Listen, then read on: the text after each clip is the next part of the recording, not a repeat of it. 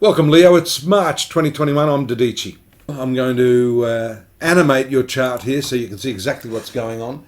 And on the 1st of March, we see the moon fortified by the North Node and these planets in the 7th house of relationships, contracts, communications, short journeys are all ruled by this area. The thinking processes are also partly ruled by this 3rd house. And so the way you think could be a question for you in itself. Saturn, Mercury and Jupiter in this 7th house, thinking about how you process your communication with others. That may spill over into your domestic areas. We see with the 4th house transit of the moon here through the sign of Scorpio. A harsh aspect there to Mars from the zone of friendships. That could show a conflict of interests between what family wants and what you feel your social obligations are. As you can see, challenging aspects are shown by these red lines. These are the square aspects. I stick mainly to the major aspects through these brief readings that I do. And that aspect there with the moon that took place around the 7th and 8th is all to do with relationships, love affairs. It could be some misunderstandings there and a little bit of over-sentimentality, followed by this conjunction of the moon and Pluto on the 9th of March in this 6th house. Overworking yourself, you need to pull back there, get that scheduling working and manage your time a lot better. There we see the connection to this 7th house cluster, what we call the stellium. This is going to be focused fairly and squarely on your relationships at this time. Nothing too much serious there. As you can see, the blue lines are the positive aspects. So good friendship, good camaraderie there. If you're in a relationship, spend a little bit of time socializing and not bogging both of yourselves down in work and work only.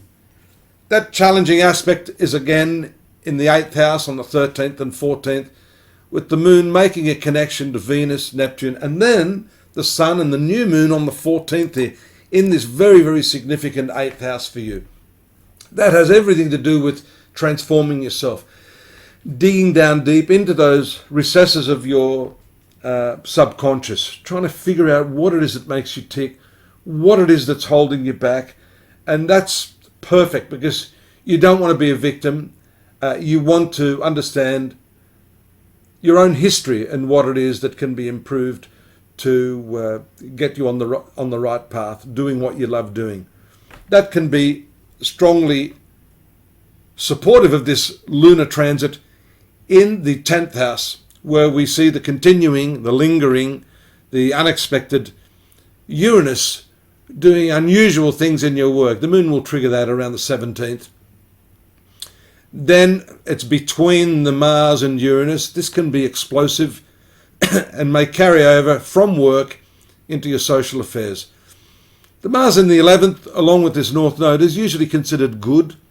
Nevertheless, these two planets, then with the moon, can show some issues with siblings, close neighbours or friends, disputes or problems. At least now you've got the forward motion of Mercury, and there you see on the 21 March, 22 March, those 2 or 3 days, a very important transit of the Sun and Venus out of this 8th house into the formidable 9th house, the spiritual sector of your horoscope. Notice also the transit of the moon through the water sign of Cancer in your 12th house.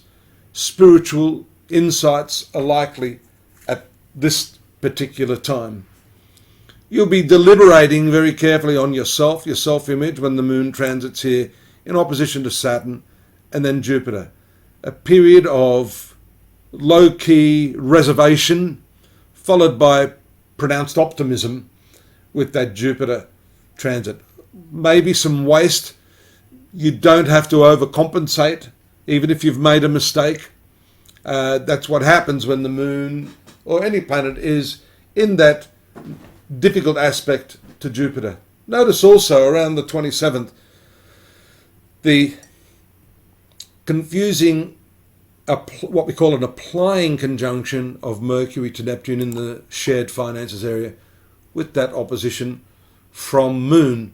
So a lot of your finances hinging on the way you clarify what it is you're trying to convey to others.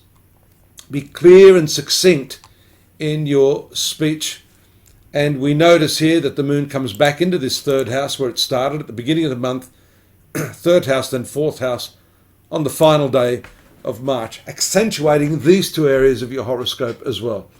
So all in all, that lovely ninth house new moon is going to trigger a lot of curiosity about learning new subjects, foreign affairs, culture.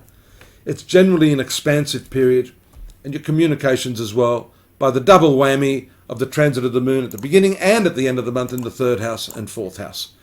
Go over to astrology.com.au. I've got a whole lot more stuff there for you, Leo. It's going to fill in the holes here, some of the things I might not have mentioned, a chronological view of those aspects that are important for you in the month of March. Subscribe, drop me a line, say hi. Even if you don't want a personal reading, I'm here to share, and I look forward to your company again next month. Bye-bye now.